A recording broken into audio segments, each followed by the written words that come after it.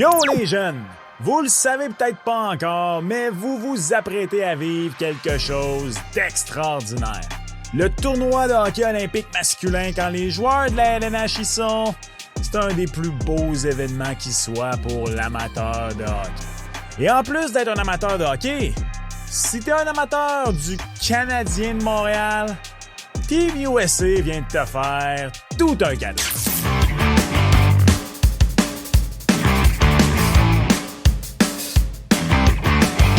What's up tout le monde, c'est ton boy Max. L'équipe américaine a dévoilé la liste de joueurs qui seront présents à son camp d'orientation et, à la surprise d'à peu près tout le monde à Montréal, Lane Hutson n'y figure pas.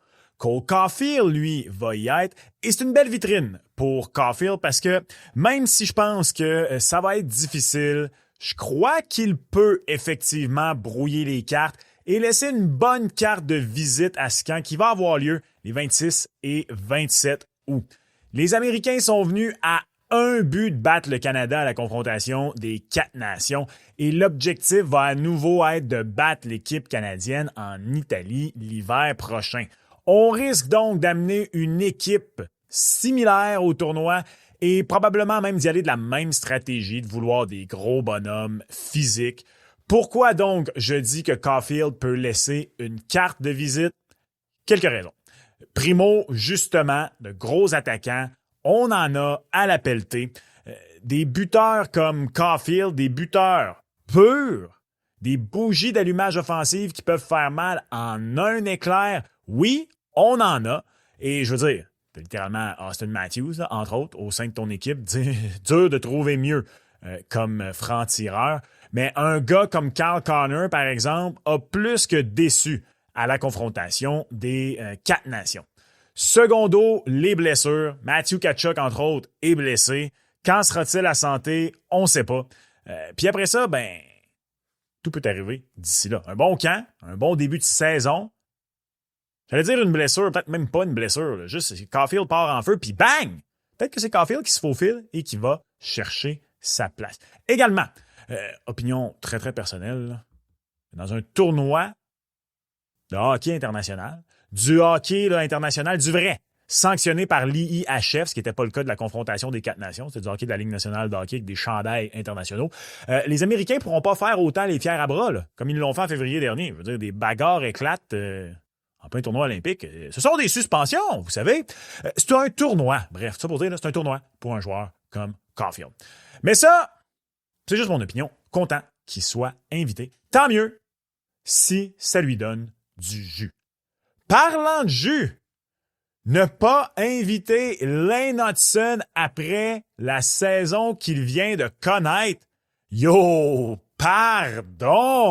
Tout juste avant de poursuivre, salutations bien distinguées à toi, aventurier de l'Internet en quête de bon contenu hockey sur les Internets alors que les camps d'entraînement s'apprêtent à débuter. Petit scoop, t'es au bon endroit. Alors, s'il te plaît, prends 0,5 secondes de ton temps et abonne-toi. C'est gratuit et je viens de te dire, ça prend 0,5 secondes. Tac, clic, c'est fait. Et honnêtement, t'as pas idée à quel point ça aide un créateur de contenu indépendant comme ton boy à naviguer à travers les interwebs et en faire son travail, en gagner sa vie. Oh, est-ce que c'est fait? Oui? Merci? OK, on retourne sur le rant sur Hutson. Entendez-moi bien, je sais que vous, partisans du Canadien, à l'écoute, tripez sur Hutson et c'est bien normal. Mais si on recule un instant, en théorie, cette équipe va compter sur Quinn Hughes, Adam Fox. Tu as 2 corps arrière pour tes avantages numériques. Là. Ils sont dans la fleur de l'âge. Ils ont plus d'expérience à ce stade-ci dans leur carrière. Ce sont des défenseurs que tu prends avant Hutson. Et donc, as-tu réellement besoin de Lane Hutson? T'ajoutes à ça, bien sûr, Zach Werenski, qui t'amène autant d'attaques. Je veux dire, il a littéralement été le défenseur américain qui a fait le plus de points la saison dernière. Il faut dire que Hughes a manqué des matchs, là, mais quand même. Puis en plus, il t'amène ça dans un format 6 pieds 2. T'as des gars qui sont là pour jouer du désavantage numérique, que ce soit Jacob Slavin, des Brock Faber de ce monde. T'as des défenseurs d'élite comme Charlie McAvoy. Bref, l'équipe américaine amène sa formation en défense des 4 nations, plus Quinn Hughes qui était blessé, puis il n'y a pas de place pour Hutson. On est bien honnête, c'est correct. Pas de quoi crier au scandale qu'Hutson ne fasse pas le club. Sauf que justement, Je viens de parler de Quinn Hughes. Blessé l'an dernier.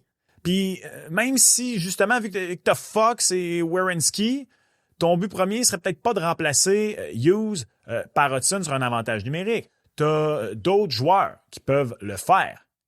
Mais ne pas amener la recrue de l'année pour un simple camp de 44 joueurs, l'amener au camp. C'est là où le bas blesse, pour moi, je veux dire.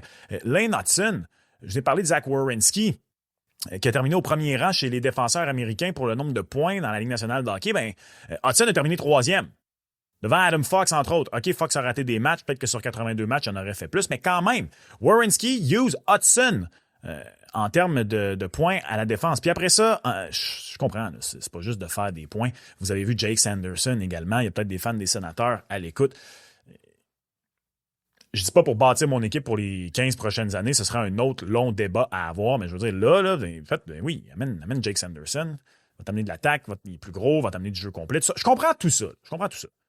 Ça reste que, loin de moi l'idée de manquer de respect à Alex Vlasic, à Brady Shea, à Jackson Lacombe des Ducks d'Anaheim, même le vénérable Ryan McDonough, avec un plan concret pour le retour du hockey international sur les prochaines années, il y a de fortes chances que Lane Hudson fasse partie de tes plans à mener comme organisation en tant qu'équipe USA. Non? Pourquoi tu lui donnes pas juste cette opportunité-là de venir au camp? Le gars vient de battre des records. T'es en train de me dire que si la catastrophe arrive, ça risque pas d'arriver, mais admettons, des fins de discussion, Hughes et Fox se blessent. Il y a plus de chances que tu appelles Lacombe, Vlasic, McDonough, Shea que Hudson. Je fais des raccourcis, j'en conviens. Je veux dire, c'est quoi les chances que et Fox et Hughes soient pas dispo? C'est ça.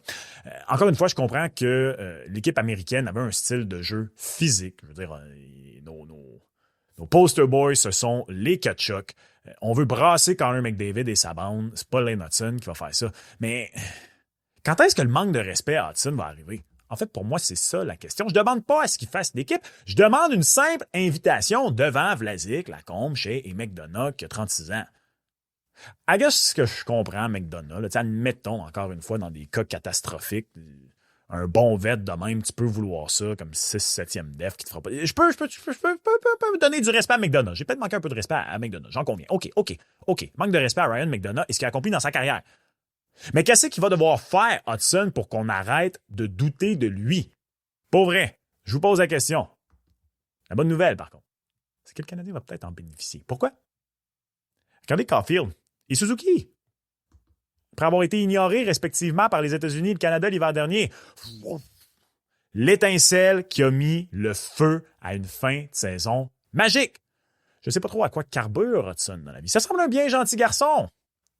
Mais j'espère qu'il va s'en servir comme source de motivation. Pas qu'il a besoin de plus de motivation, le kid. Là. Il n'allait pas faire le club. Encore une fois, je me répète. Et tant mieux s'il est frais et dispo pour le camp du Canadien en même temps. À l'âge qu'il a, c'est un kid. C'est un camp d'orientation, te rend épuisé. Il y a un méchant problème. Là. Mais bon. Il n'allait pas faire le club, mais ne même pas être considéré parmi 16 défenseurs. Ne pas être considéré parmi 16 défenseurs. Excusez-moi, mais pardon. Voyons donc. Manque de respect. Énorme manque de respect. En plus, ce que je disais pour Caulfield, ça s'applique pour Hudson. C'est du hockey international. Pas des séries éliminatoires de la Coupe Stanley où soudainement le livre des règlements ne s'applique plus. Là. Un défenseur comme Hudson, sur ta troisième paire, protégé, à côté d'un gros bonhomme, du désavantage de la deuxième vague d'avantage numérique. Non, pas du désavantage numérique. Deuxième vague d'avantage numérique, ça vaut pas plus qu'un Lacombe puis un Vlasic. Encore une fois, je veux pas manquer de respect à ces gars-là. Là. Mais voyons donc! Peut-être pas. Peut-être qu'il y a quelque chose qui m'échappe. Je vois difficilement Hudson pas faire équipe USA dans 2-4 ans, peu importe. Oui, malgré le fait que Quinn Hughes et Adam Fox vont être encore là.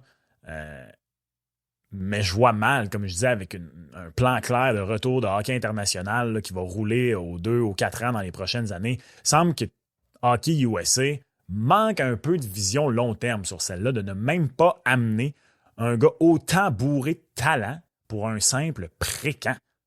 Et ce sera tant mieux pour le Canada, maintenant. Si vous voulez mon avis, ce sera tant mieux pour le Canadien. Les joueurs de hockey ont une énorme tendance à se motiver par ce genre de choses. En fait, même, je disais que c'est bon pour le Canadien, mais pensez-y un instant. Martin Saint-Louis, le coach du Canadien, souvenez-vous à quel point il avait été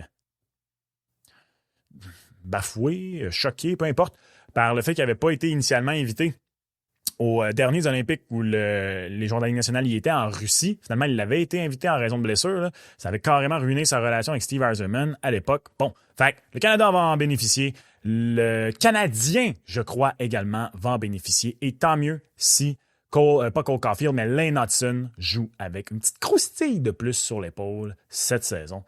Parce que je crois réellement qu'après la saison qu'il a fait, et surtout quand tu regardes qui est invité, qu'il aurait à tout le moins mérité une invitation pour ce Moses de pré-camp de Hockey USA.